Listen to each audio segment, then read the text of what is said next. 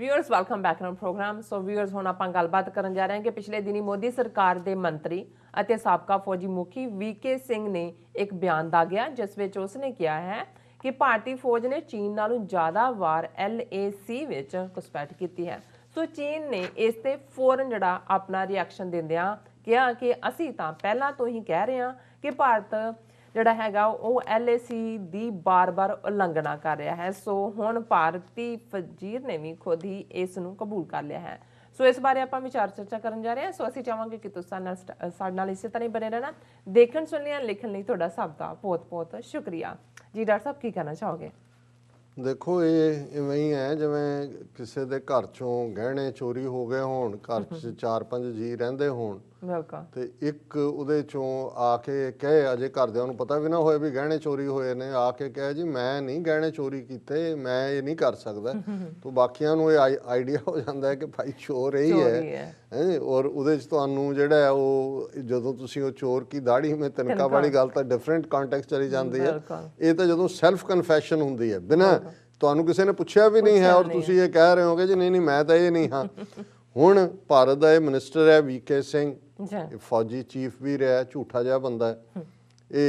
इन्हें जदों इहदी रिटायरमेंट का टाइम भी फौज चो आया तो इन्हें झूठा अपना बर्थ सर्टिफिकेट कढ़िया, उन्होंने कहा नहीं नहीं मेरी 1 साल मैनूं होर चाहिए, मेरा वो सर्टिफिकेट नहीं सी, ये सी। हालांकि सुप्रीम कोर्ट च भी पहुंचया पर उन्होंने इनू रिजैक्ट कर दिता सी। पर पक्का हिंदू तवी पक्का इन्हां सारियां दा हुण बहुत सारियां दे भेत खुल रहे ने।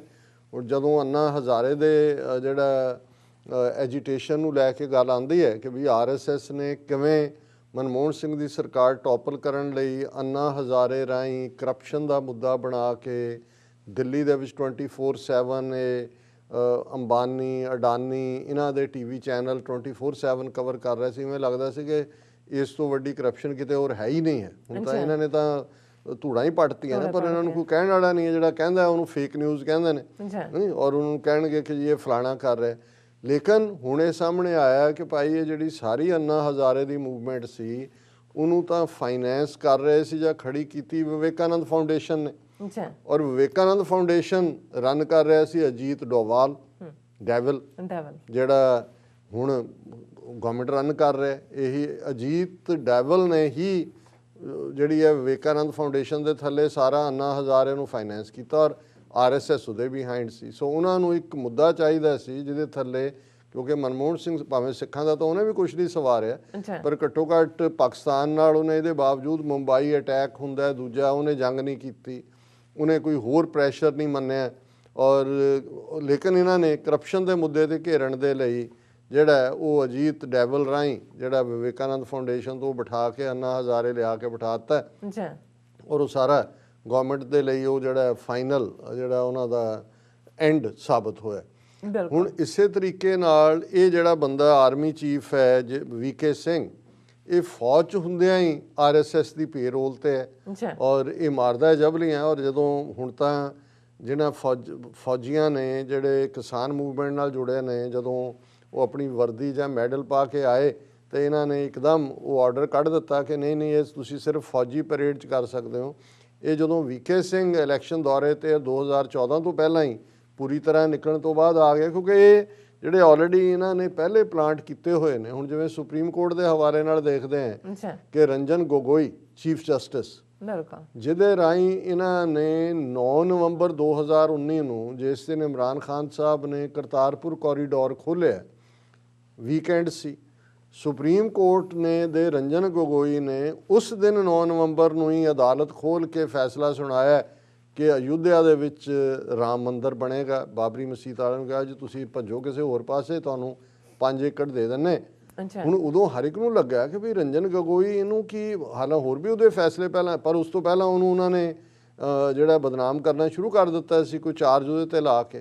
और ये गल बहुतिआं नूं बाद च पता लगी कि भाई रंजन गोगोई किवें RSS ने सैट कीता होया सी कि जदों ही वो सुप्रीम कोर्ट के चीफ जस्टिस तो रिटायर हुंदा है, कुछ हफ्ते दे विच असाम तो, जिस असाम का रहन वाला और असाम च BJP की हुकूमत है, उस असाम तो उन्होंने अपर हाउस दे लई नॉमीनेट कर दिंदी है BJP राज सभा लई। हुण वो बेशरम सुप्रीम कोर्ट का चीफ जस्टिस रंजन गोगोई जिन्हें इलाहाबाद हाई कोर्ट के फैसले नूं उल्ट के बिना किसी ਤੱਥਾਂ ਤੋਂ ਉੱਥੇ ਮੰਦਿਰ ਬਣਾਉਣ ਦੀ ਇਜਾਜ਼ਤ ਦਿੱਤੀ, ਉਹ ਬੀਜੇਪੀ ਦਾ ਰਾਜ ਸਭਾ ਮੈਂਬਰ ਹੈ। ਬਿਲਕੁਲ। ਸੋ ਇਸੇ ਤਰ੍ਹਾਂ ਇਹ ਜਿਹੜਾ ਇਹਦੇ ਨਾਲ, ਕਿਉਂਕਿ ਫੌਜੀ ਚੀਫ ਹੁੰਦਿਆਂ ਹੀ ਬਹੁਤ ਕੁਝ ਜਿਹੜੀ ਹੈ ਇਹਨਾਂ ਦੀ ਘੁਸਪੈਠ ਸਾਰੇ ਪਾਸੇ ਰਹੀ ਹੈ, ਔਰ ਉਹਦੇ ਲਈ ਇਹ ਬੜਾ ਇੰਪੋਰਟੈਂਟ ਹੋਏਗਾ ਦੇਖਣਾ। ਇੱਕ ਕਿਤਾਬ ਹੈ ਆਪਣੇ ਡਾਇਰੈਕਟਰ ਜਨਰਲ IG ਰਿਹਾ ਹੈ ਮਹਾਰਾਸ਼ਟਰ ਪੁਲਿਸ ਦੇ ਮਿਸਟਰ ਮੁਸ਼ਰਫ, ਉਹਨਾਂ ਦੀ ਇੱਕ ਕਿਤਾਬ ਹੈ ਹੂ ਕਿਲਡ ਕਰਕਰੇ, ਤੇ ਉਹਦੇ 'ਚ ਤੁਸੀਂ ਦੇਖੋਗੇ ਕਿ ਇਹ ਜਿਹੜੀ ਇੰਟੈਲੀਜੈਂਸ ਬਿਊਰੋ ਔਰ ਰਾ ਔਰ ਦੂਜਾ, ਇਹ ਇਹਨਾਂ ਨੂੰ ਤਾਂ ਆਪਰੇਟ ਹੀ ਲੰਬੇ ਵਕਤ ਤੋਂ RSS ਕਰਦੀ ਹੈ, ਔਰ ਉਹਨਾਂ ਦੇ ਵਿੱਚ ਬੰਦੇ ਵੜੇ ਹੋਏ ਨੇ। ਹੁਣ ਇਹਨੇ VK ਸਿੰਘ, ਕਿਉਂਕਿ ਜਿਹੜਾ ਬੰਦਾ ਹੋਈ ਕੋਤਵਾਲ ਦਾ ਸਾਂਢੂ ਜਾਂ ਕੋਤਵਾਲ ਦਾ ਹੀ ਬਣਾਇਆ ਹੋਇਆ, ਉਹਨੂੰ ਇਹ ਹੁੰਦਾ ਵੀ ਮੈਂ ਜੋ ਮਰਜ਼ੀ ਕਵਾਂ, ਔਰ ਕਈ ਵਾਰ ਜਿਹੜਾ ਉਹ ਬਿਗ ਮਾਊਥ ਜਿਹੜੇ ਨੇ ਉਹ ਕੱਢ ਦਿੰਦੇ ਨੇ ਭੇਦ ਦੀ ਗੱਲ। ਹੁਣ ਇਹ ਜਿਹੜਾ ਮਦੁਰਾਈ ਦੇ ਵਿੱਚ ਸੀ ਜਿਹੜਾ ਤਮਿਲਨਾਡੂ 'ਚ, ਉੱਥੇ ਇਹਨੇ ਪ੍ਰੈਸ ਕਾਨਫਰੰਸ ਕੀਤੀ ਔਰ ਉਹਦੇ 'ਚ ਉਹਨੇ ਕਿਹਾ ਕਿ ਭਾਈ China had transgressed many times over the years with its own perception of LAC। So ਇਸ ਤੋਂ ਬਾਅਦ ਉਹ ਕਹਿ ਰਿਹਾ, similarly none of you come to know how many times we have transgressed as per our perception. Chinese media doesn't cover it. Let me assure you, ਹੁਣ quote unquote ਹੈ, if China has transgressed 10 times we must have done it at least 50 times, he added.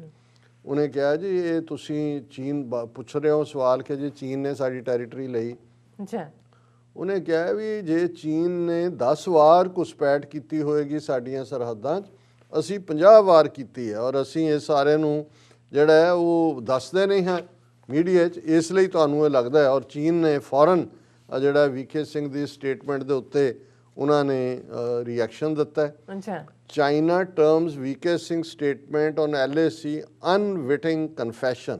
ਉਹਨੇ ਕਿਹਾ ਜੀ ਆਹ ਦੇਖ ਲਓ, ਅਸੀਂ repeatedly ਕਹਿ ਰਹੇ ਸੀ ਕਿ ਭਾਈ ਇੰਡੀਆ ਵਾਇਲੇਟ ਕਰਦਾ ਔਰ ਤੁਸੀਂ ਇਸ ਸਾਰੇ ਨੂੰ ਹੁਣ ਤੁਹਾਡਾ ਆਪਣਾ ਬੰਦਾ ਮੰਨ ਰਿਹਾ, ਔਰ ਉਹਦੇ 'ਤੇ ਚਾਈਨਾ ਦੀ ਫੋਰਨ ਮਿਨਿਸਟਰੀ ਨੇ Chinese foreign ministry on Monday pointed to the statement of VK Singh as confirming frequent acts of trespass by India, और ये फॉरेन मिनिस्ट्री चाइना के स्पोक्सपर्सन ने वैंग वैनबिन, उन्होंने कहा कि भाई ये this is an unwitting confession by the Indian side. For a long time Indian side has conducted frequent acts of trespass in the border area in an attempt to encroach on China's territory and constantly created disputes and frictions, which is the root cause of tensions at the China-India border.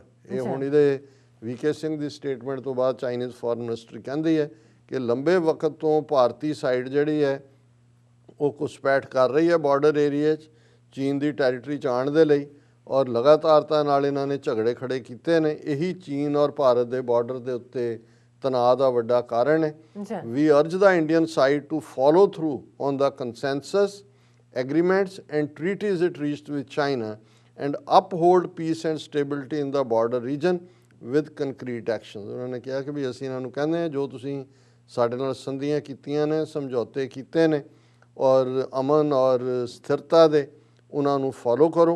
ਔਰ ਨਾਲ ਦੀ ਨਾਲ ਇਸ ਨੂੰ even Chinese media ਨੇ ਵੀ ਪੂਰਾ cover ਕੀਤਾ ਹੈ। ਉਹਨਾਂ ਦੀ ਜਿਹੜੀ ਹੈ ਗਲੋਬਲ ਟਾਈਮਜ਼ ਨੇ ਕਿਹਾ VK Singh N Indian union minister of state, also former army general, accidentally told truth of China-India border situation।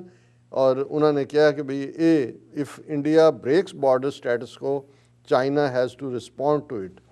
ये ਹੁਣ ਇਹ ਆਪਣੇ ਆਪ ਹੀ ਇਹਨਾਂ ਨੇ ਜਿਹੜੀ ਹੈ ਭੇਦ ਦੀ ਗੱਲ ਖੋਲ ਦਿੱਤੀ ਹੈ, ਔਰ ਇਹਦਾ ਨਤੀਜਾ ਫਿਰ ਨਾਲ ਦੀ ਨਾਲ ਇਹ ਚੀਕਾਂ ਵੀ ਮਾਰ ਰਹੇ ਨੇ। ਔਰ ਇਹ BBC ਹਿੰਦੀ ਦੀ ਖਬਰ ਹੈ ਕਿ ਚਾਈਨਾ ਜਿਹੜਾ ਹੈ ਉਹ ALC ਦੇ ਉੱਤੇ ਹੋਰ ਵੀ ਫੌਜੀ ਭੇਜ ਰਿਹਾ, ਅਸਲਾ ਭੇਜ ਰਿਹਾ, ਮਿਜ਼ਾਈਲਾਂ ਭੇਜ ਰਿਹਾ, ਔਰ ਇਹ ਪੂਰਬੀ ਲੱਦਾਖ ਦਾ ਇਲਾਕਾ ਜਿਹੜਾ ਹੈ ਉਸ 'ਚ ਡਿਸਐਂਗੇਜਮੈਂਟ ਨੂੰ ਲੈ ਕੇ ਭਾਰਤ ਤੇ ਚੀਨ 'ਚ 9 ਦੌਰ ਦੀ ਇਹ ਕਹਿੰਦੇ ਆ BBC ਗੱਲਬਾਤ ਹੋ ਚੁੱਕੀ ਹੈ।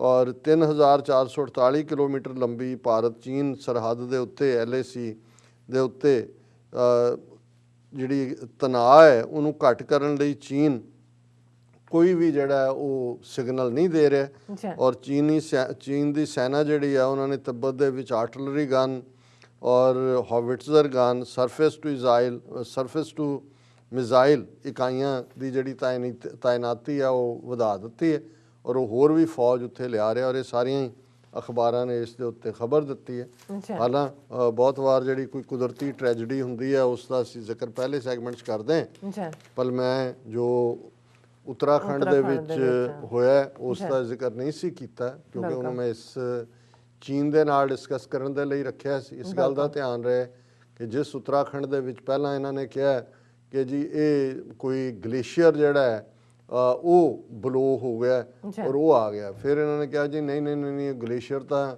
ਉੱਥੇ ਹੀ ਨੇ, ਇਹ ਐਵਲਾਂਚੇ ਕਿ ਵੀ ਉਹਦੇ 'ਚ ਹੁੰਦਾ ਕਿ ਜਿਹੜਾ ਪਹਾੜ ਬਰਫ਼ ਦੇ ਤੋਦੇ ਹੁੰਦੇ ਨੇ, ਜਦੋਂ ਉਹਦਾ ਜਿਹੜੀ ਬਾਟਮ ਹੁੰਦਾ ਜੇ ਉਹ ਸੌਫਟ ਹੋ ਜਾਏ ਤੇ ਉੱਤੋਂ ਫਿਰ ਚਟਾਨਾਂ ਮੱਡ ਸਾਰੇ ਦੇ ਸਾਰੇ ਆ ਜਾਂਦੇ ਨੇ ਕਿ ਜੀ ਇਹ ਤਾਂ ਕੋਈ ਐਵਲਾਂਸ਼ੇ ਹੈ। ਫਿਰ ਉਹਨਾਂ ਕਿਹਾ ਜੀ ਨਹੀਂ ਨਹੀਂ ਅਸੀਂ ਸੈਟੇਲਾਈਟ ਇਮੇजेस ਦੇਖੇ ਨੇ ਔਰ ਉਹਨਾਂ ਦੇ ਰਾਹੀਂ ਜਿਹੜਾ ਅਸੀਂ ਦੇਖਿਆ ਕਿ ਨਹੀਂ ਨਹੀਂ ਇਹ ਕੋਈ ਗਲੇਸ਼ੀਅਰ ਬਸਟ ਨਹੀਂ ਕੀਤਾ ਔਰ ਇਹ ਦੂਜਾ ਨਹੀਂ ਹੋਇਆ, ਕਿਉਂਕਿ ਉਹਦੇ ਨਾਲ ਇਹਨਾਂ ਦਾ ਇਹ ਹੋਇਆ ਕਿ ਭਾਈ ਇਹ ਜਿਹੜੇ ਦੋ ਵੱਡੇ ਪ੍ਰੋਜੈਕਟ ਇਹਨਾਂ ਨੇ ਕੋਈ ਰਿਸ਼ੀਕੇਸ਼ ਦੇ ਨਾਂ ਤੇ ਕੋਈ ਗੰਗੋਤਰੀ ਦੇ ਨਾਂ ਤੇ ਇਸ ਕਿਸਮ ਦੇ ਬਣਾਏ ਹੋਏ ਸੀ, ਉਹ ਸਾਰੇ ਹੀ ਜਿਹੜੇ ਮਰੇ ਨੇ 100 ਤੋਂ ਜ਼ਿਆਦਾ ਮਿਸਿੰਗ ਨੇ, ਜਿਹੜੇ ਨੇ ਡੈਡ ਦੀ ਅਜੇ ਗਿਣਤੀ ਮਿਸਿੰਗ ਸਮਝੋ ਡੈਡ ਹੀ ਨੇ, ਜਿਹੜੇ ਨਹੀਂ ਪਹਿਲੇ 10-12 ਘੰਟੇ 'ਚ ਰੈਸਕਿਊ ਹੋ ਗਏ।